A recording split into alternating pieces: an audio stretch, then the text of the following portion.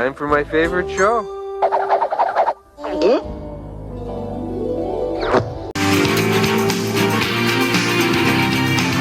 Hello, everyone. I'm Kayleigh McEnany, along with Kennedy, Jessica Tarlov, Jesse Waters, and Greg Gutfeld. It's 5 o'clock in New York City, and this is The Five.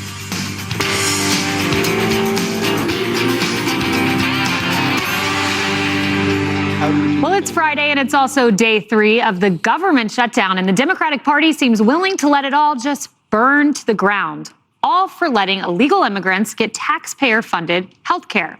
Once again, voting down a clean resolution to get the government back up and running. And today, White House Press Secretary Caroline Leavitt bringing receipts to the briefing.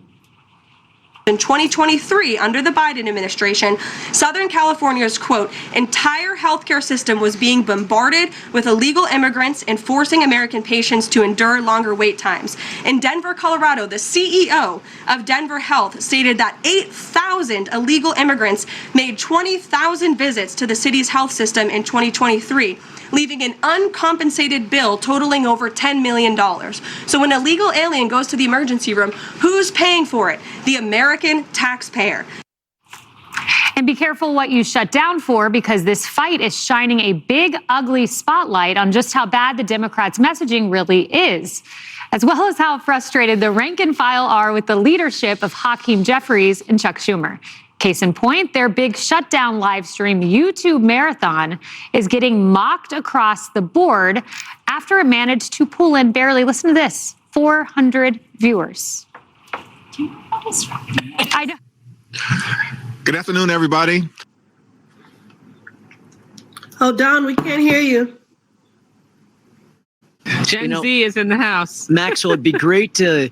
That's right. And the other thing that I hear is from the provider. He just texted me. Oh, I think we're on.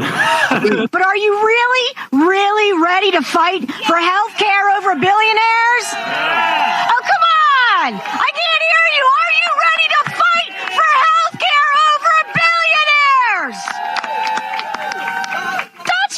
That's more like it. Sure to change hearts and minds there. When all else fails, the scare tactics always come out.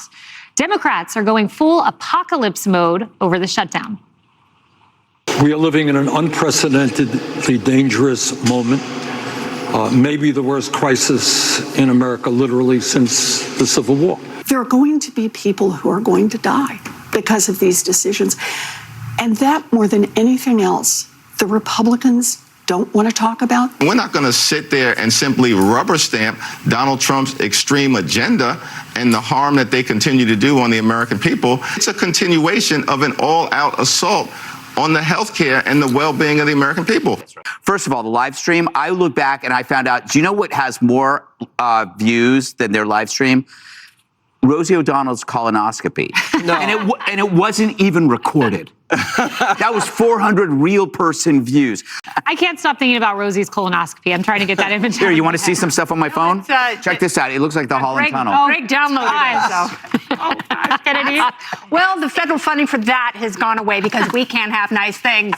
Well, Rosie's colonoscopy and the Holland Tunnel and whatever other euphemism we can apply here, because it is all a giant hot turd of overspending. And I'm sorry to say it, but both parties are to blame. And we got here because the more money you get from taxpayers, the more control you have over the government. Government is too big. There are many things that might go away that, honestly, we won't really miss. But it is a disingenuous argument to say that the Medi-Cal spending in the state of California is only state spending for illegal aliens, because that is one of the states where, Governor Newsom decided that it would be a great idea to just start writing checks to people who were here illegally. That is Medi-Cal. It was extended to illegal immigrants. So Mark Pocan, who is a representative from Wisconsin, said that's not a federal issue. The federal government isn't funding that. Actually, the federal government does, because Medi-Cal is funded by Medicaid. Medicaid is funded half by the federal government and half by the state, unless you're talking about the 90% of people who are at the intersection of the ACA, which is a horrible system, which already had high premiums before the pandemic and got a goose so people wouldn't die so they could afford their health care. And now that the pandemic is over, you cannot maintain spending at those levels. And to do so was a heartless gambit in the first place. And that was run by Democrats who made this big promise of socialized medicine. But the reality is, the more government you have, the more problems you have, especially in overly subsidized sectors like healthcare. Fantastic fact check. You're a goddamn genius. Goddamn genius.